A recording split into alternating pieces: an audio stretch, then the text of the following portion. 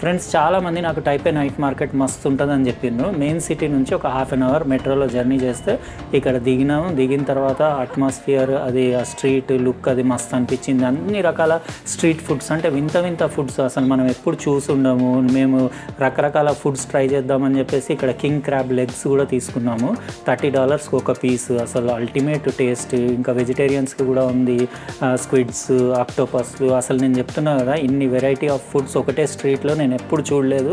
అసలు స్మెల్ కూడా మస్తు వస్తుంది. అన్నీ అక్కడ వండుతున్నారు కదా వాళ్ళు స్ట్రీట్ ఫుడ్, దాని వాసన మొత్తం స్ట్రీట్ అంతా నిండిపోయింది. ఇంకా టాయ్స్, ఇంకా రకరకాలు నేను చెప్తున్నా కదా, వెజిటేరియన్స్కి కూడా ఫుడ్ అది, ఇంకా కొన్ని గేమ్స్ అవి అన్నీ ఎవ్రీథింగ్ అవైలబుల్ ఉన్నాయి. మీరు ఏమైనా కొనాలన్నా కానీ కొంచెం రీజనబుల్ ప్రైస్లోనే ఉన్నాయి. ఇంకా ఇక్కడ చూస్తున్నారు కదా, డోరామ్యాన్ కేక్స్ దగ్గర నుంచి beef, chicken, sea food everything full అంటే ఫుల్ ఎంజాయ్ చేసి బయటికి వెళ్ళేసరికి ఒక 3 hours అయింది మాకు.